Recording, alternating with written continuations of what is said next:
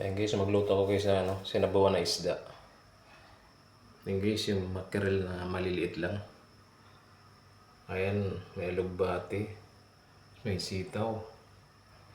Ayan, sangkap ko, kamatis, sibuyas, sili, luya, tanglad, bawang. Ayan guys. Ayan, magpakulo muna ako ng tubig. Ayan guys, kulo na guys ang tubig guys. Ilagay ko na yung sangkap. Ayan, luya.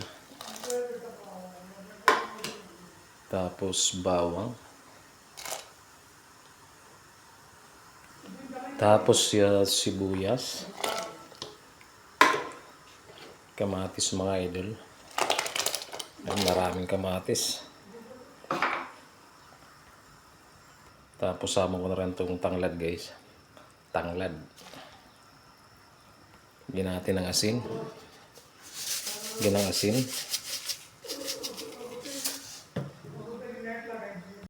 Tapos dagdag pampalasa mga idol. Ayan, konting dagdag pampalasa.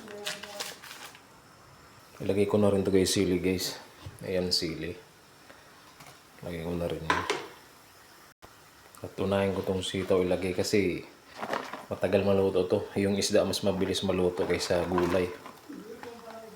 Kaya yan muna unahin ko. Ayan guys, ilagay ko na yung isda guys. Ibabaw ko na lang dito. Madali lang maluto kasi ito eh. Napakabilis maluto nito. Babaw ko lang dito sa gulay.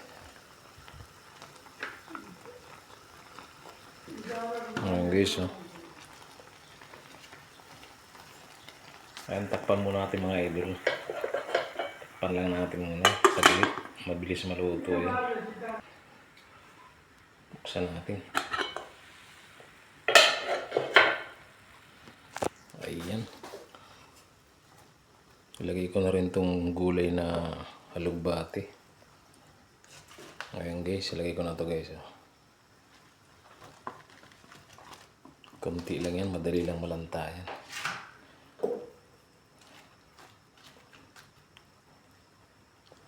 Takpan natin ulit. Madali lang maluto ito.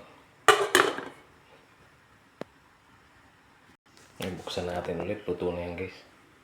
Saglit lang ito eh. Ayan, luto na mga idol. Tikman nga natin. Ang bango na guys. Amoy na amoy yung tanglad. Ayun, pwede na.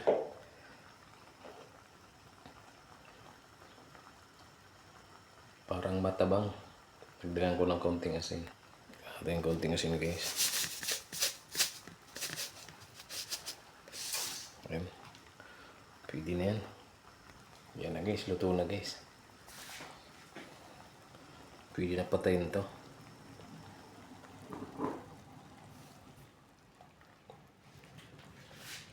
Ayan, mackerel soup.